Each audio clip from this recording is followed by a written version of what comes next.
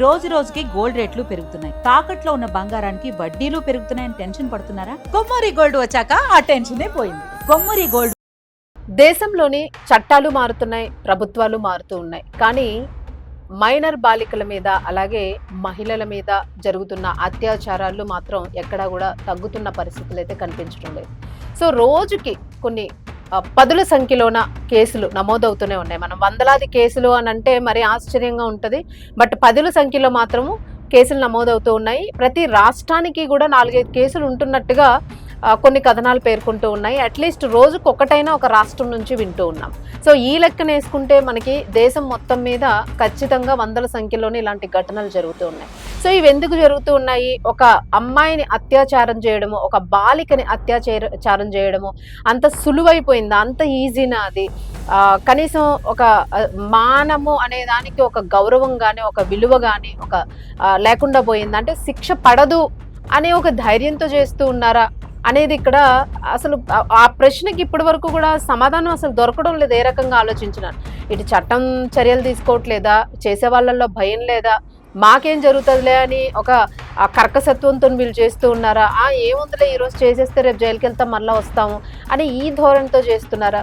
అసలు ఎందుకు చేస్తున్నారు అనే దానికి మాత్రం కారణాలు అయితే తెలియట్లేదు. కాకపోతే ఒక్కొక్కరు ఒకలా చెప్తూ ఉంటారు. చట్టాలు సులువైపోయాయని చేస్తున్నారని, కొంతమంది మానసిక పరిస్థితులు అలా ఉంటున్నాయి వాళ్ళకి అని, కొంతమంది డ్రగ్స్ మత్తు పదార్థాల కారణాలే ఎందుకు కారణమని ఇన్ని రకాలుగా చెప్తూ ఉన్నారు. మరి ఏ రకంగా చెప్పినా కూడా ఒక్క మానభంగం చేస్తే ఒక రీతి, దాన్ని చేసే విధానంలోనే అత్యంత దారుణమైన విధానాన్ని అవలంబించి చేయడం అనేది నిజంగానే చెప్పడానికి కూడా భయమేస్తుంది. అస్సాంలో జరిగిన ఒక సంఘటన ఎంత దారుణంగా కిరాతకంగా జరిగిందంటే, మనం ఒక నిర్భయ కేసు చూసాము, అలాగే చాలా కేసులు చూసాము, ఆయేషా ఘటన చూసాము. ఈ కేసులన్నీ కూడా ఈ రోజు వరకు కూడా ఇంకా ఏవి కూడా ఒక క్లారిటీ లేదు. వేటికి కూడా ఒక పొంతం లేని ఎవిడెన్స్లు, ఈ రోజు వరకు కూడా ఎవరికి ఒక తృప్తి లేని అసంతృప్తికరమైనవి అంశాలే జరిగినాయి దీంట్లోనే. ఇవి ఇంకా ఏది మర్చిపోకముందు, దేనికి న్యాయం జరగకముందా కంటిన్యూ అవుతూనే ఉన్నాయి. సో ఈ వందలాది కేసులకి ఎప్పుడు పోలీసులు న్యాయం చేస్తారు? ఏ రకంగా చేస్తే అసలు పోలీసులకు వర్క్ ఎట్లా తగ్గిద్ది? ఫస్ట్ అధికారులకు వర్క్ ఏ రకంగా తగ్గిద్ది?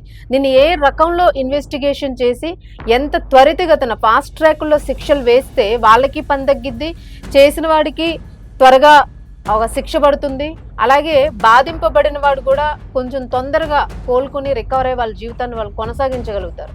కానీ వేటికి కూడా ఇక్కడ అసలు లింక్ అవ్వడం లేదు. అన్ని నాన్ సింక్డ్గానే జరుగుతున్నాయి అని ఆరోపిస్తూ ఉన్నారు నెటిజన్స్ అందరూన. మరి అస్సాంలో జరిగిన ఘటన, 15 ఏళ్ల బాలిక ఒక పెళ్లి వేడుకకి వెళ్ళింది తల్లిదండ్రులతో పాటుగా వెళ్ళి మధ్యలోన ఆ పెళ్లిలోనే ఏదో ఎవరితోనో చిరాకయ్యి ఒక చిన్న గొడవ లేకపోతే కసురుకోవడమో ఏదో జరిగి, మీరు తినేసి రండి నేను వెళ్ళిపోతున్నాను ఇంటికి అని చెప్పేసి ఆ కుటుంబంతో సహా వెళ్ళిన అమ్మాయి తిరిగి ఒక్కతే ఇంటికి వచ్చేసింది. జనరల్గా మనం అంతే, కొంతమంది మీరు రండి మేము ముందు వెళ్ళిపోతాము అని ఇట్లా అంటూ ఉంటాం, కామన్గా అలా వెళ్తూ ఉంటాం కూడా. సో ఇది జనరల్గా జరిగేది. అలాగనే అమ్మాయి కూడా నేను వెళ్తున్నాను మీరు రండి అని అంటే అమ్మాయి వచ్చేసింది. ఆ తర్వాత 4-5 గంటల సేపట్లో తల్లిదండ్రులు కూడా వాళ్ళ కుటుంబ సభ్యులు కూడా వాళ్ళ డిన్నర్ అన్ని కంప్లీట్ చేసేసుకొని వాళ్ళు ఇంటికి తిరిగి వచ్చారు. బట్ ఇంటికి తిరిగి వచ్చేటప్పటికి ఆ తలుపులు బారున తెరిచున్నాయి. అమ్మాయి అసలు పూర్తిగా ఎంత దారుణమైన పరిస్థితిలో ఉందంటే, 15 సంవత్సరాల పాపకి, చిన్న మైనర్ బాలిక అత్యంత దారుణంగా మొహాన్ని రాడుతోని ఛిద్రవంద చేసేసి మొహాన్ని మొత్తం కూడా చితక్కొట్టేసి రూపురేఖలు లేకుండా చేసేశారు. అంతేకాకుండా అమ్మాయి మీద అత్యాచారం అయితే జరిగింది అని ఆరోపిస్తూ ఉన్నారు. మరి అది ఇంకా నిర్ధారణ కాలేదని పోలీసులు చెప్తున్నారు.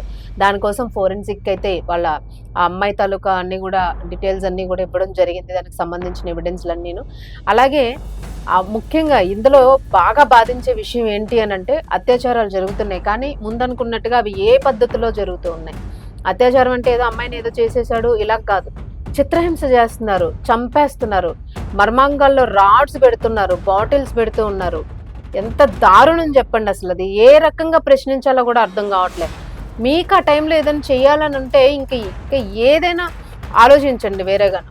కానీ ఏంటది, అదే రాటు అదే బాటిల్ మీ మర్మాంగానికి పెట్టి లేకపోతే ఇప్పుడు ఆ చేసిన వాళ్ళకి పెడితే ఎలా ఉంటుంది? అది జరక్కే కదా వీళ్ళు ఇలాంటివన్నీ చేస్తున్నారు.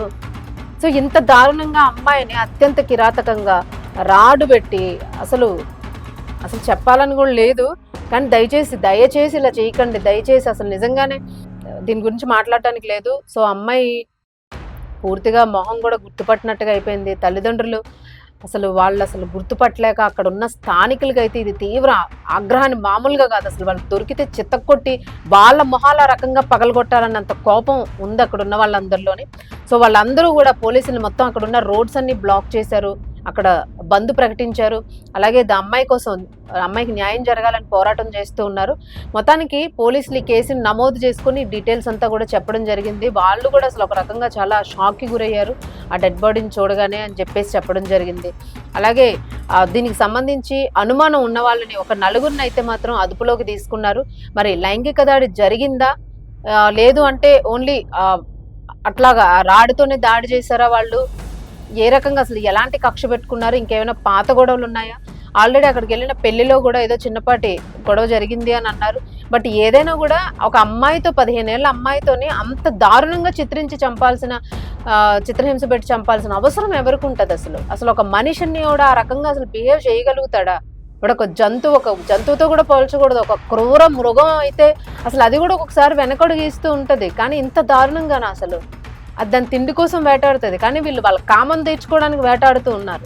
సో ఇన్ని రకాల మీకు బయట అసలు మీకు ఒక సెక్సువల్ థాట్ వచ్చింది, ఈ టైంకి నాకు కావాలి అని అనుకుంటే మీకు ప్రాస్టిట్యూట్స్ ఉన్నారు, చాలా అవకాశాలు ఉన్నాయి, బయటికి మీరు డబ్బులు ఇస్తే మీరు ఏమైనా చేయొచ్చు, అట్లా చేసుకుంటే మీకు ఇది ఉంటుంది. కానీ ఇలా ప్రాణహాని తలపెట్టి ఇంత దారుణంగా అసలు ఏం జరుగుతుందో కూడా అర్థం కాని పరిస్థితులు ఉన్నాయి. అసలు ఎలా బ్రతకాలో కూడా తెలియని పరిస్థితులు కల్పిస్తూ ఉన్నారు. నిజంగా దీని మీద ప్రభుత్వం సీరియస్ యాక్షన్ ఎప్పుడు తీసుకుంటుంది, ఎలా తీసుకుంటుంది, అసలు ఎలాంటి ఫాస్ట్ ట్రాక్ శిక్షలు వేస్తుంది వీళ్ళకి? ఓవరాల్ సొసైటీ అంతా కూడా, చుట్టూ ఉన్న సమాజం మొత్తం కూడా ఇబ్బంది పడుతుంది. ఎక్కడ చూసినా మానభంగాలు, అత్యాచారాలు, ఎక్కడ చూసినా ఇవే. 12 ఏళ్ళు, 5 ఏళ్ళు, 2 ఏళ్ళు, నెలలు నిండిన పాప, 6 మాసాల పిల్ల, 9 మాసాల పిల్ల, 70 ఏళ్ళు 80 ఏళ్ళు ముసలావిడ, కొద్దిగైనా ఏమైనా అసలు వీళ్ళని ఏ రకమైన పదాలు వాడాలో కూడా తెలియట్లేదు. రేపొద్దున్న నీకు పిల్లలు పుడతారు చేసేవాడికి, ఆ ఆలోచన వచ్చినోడు కూడా రేపొద్దున్న పిల్లలు పుడతారు. పుట్టిన పిల్లల్ని కూడా చేస్తూ ఉన్నారంటే ఇక మనం ఏం మాట్లాడతాం? అసలు దీని మీద ఎవరు అనే హక్కు, లేకపోతే ఎవరు శిక్షించడానికి చట్టాలు అడ్డం వస్తాయి, లేకపోతే అసలు వేరేలా ఉంటుంది పరిస్థితి. మరి ఇలాంటి వాళ్ళని చట్టం చేతిలో ఉంది కాబట్టి, చట్టానికి ఆ అధికారం ఉంది కాబట్టి దీనికి ఒక చట్టం, ఒక రూల్ తీసుకొని రండి. దీనికి ఏదో ఒక యాక్ట్ తీసుకొని రండి సీరియస్గా. ఫాస్ట్ ట్రాక్ శిక్షలు వేయండి వెంటనే నిర్ధారించి. ఎంతసేపు ఇప్పుడు అమ్మాయిని ఫోరెన్సిక్ పంపిస్తారు, స్పర్మ్ ఉందో లేదో చూస్తారు, ఎంతమందిది ఎక్కడ కౌంట్ అవుతుందో చూస్తారు. సో ఎంతసేపు దాన్ని ఎన్ని రోజులు పడుతుంది మహా అయితే ఆ కేసుని తేల్చడానికి? సో ఇంత దారుణంగా జరిగింది అని అంటే అసలు ఎందుకు జరిగింది ఆ మర్డర్, ఎలా జరిగింది? సో దీని మీద ప్రస్తుతానికి ఇది సోషల్ మీడియాలో అయితే వైరల్ అవుతూ ఉంది. దీనికి సంబంధించి ఇంకా ఎలాంటి ఫుటేజ్లు కానీ ఏవి కూడా పూర్తి స్థాయిలో బయటకు రాలేదు. బట్ ఇది ఎంతవరకు వాస్తవము లేకపోతే ఏంటి ఘటన అనే విషయం పక్కన పెడితే ఇలాంటివి చాలా మన చుట్టూనే జరుగుతూ ఉన్నాయి, అత్యంత దారుణంగాను. సొంత ఇంట్లో వాళ్ళే దారుణమైన పనులు చేస్తున్న పరిస్థితులు. దీని గురించి దయచేసి మీరేమనుకుంటున్నారు? మరొక దిశ కేసు ఇది. అమ్మాయి చూస్తున్నాం బస్సులో ఎంత దారుణం జరిగింది ఆ రోజు. అట్లాంటిది అమ్మాయిని అర్ధరాత్రి వెళ్ళి అలా చేశారు. సో దీనికి సంబంధించి ఆ కొన్ని గంటల్లోనే వాళ్ళంత దారుణంగా చంపేసి వెళ్ళిపోయారంటే అసలు ఎలా తీసుకోవాలి ఈ కేసుని? పోలీసులు, అధికారులు, లేకపోతే చేసిన వాళ్ళందరికీ పిల్లలు ఉంటారు, ఫ్యామిలీస్ ఉంటారు, పక్కన ఉన్న వాళ్ళు కూడా అదే ఫ్యామిలీ కదా, అలాంటి పిల్లలే కదా, అలాంటి భార్యే కదా, అలాంటి తల్లే కదా, అలాంటి అమ్మమ్మ నానమ్మలే కదా. సో ఎందుకు ఇలా అనుకోవట్లేదు? అసలు మనుషుల్లోని మానవత్వం పూర్తిగా పోయి, ప్రేమాభిమానాలు పోయి, క్రూరత్వం ఇంత నీచంగా, ఇంత కర్కశ పశువులని పోల్చకూడదు. అసలు పశువు నిజంగా చాలా బెటర్. ఇంత దారుణంగా ఎలా తయారవుతున్నారో తెలియదు. నిజంగానే దీని గురించి మీరు ఏమనుకుంటున్నారు? అలాగే చట్టంలోనే ఎలాంటి శిక్షలు పడాలి, చట్టం ఎలా మారాలి, అసలు ఎలా మారితే, ప్రభుత్వాలు ఎలా మారితే ఇలాంటి వాటికి శిక్ష అయ్యి వీటిని మనం అంతం చేయొచ్చు? దీని గురించి కామెంట్ బాక్స్లో కామెంట్ అయితే తెలియజేయండి. మార్పు రావాలి, ఇలాంటివి జరగడం తగ్గాలి అనే కోరుకుందాం. యాజ్ ఏ అమ్మాయిగా నేను కూడా భయపడుతూ ఉంటాను ప్రతిరోజు. ప్రతి ఒక్కరికి భయం ఉంటుంది. దీని గురించి మీరు ఏమనుకుంటున్నారో కామెంట్ బాక్స్లో కామెంట్ పెట్టండి.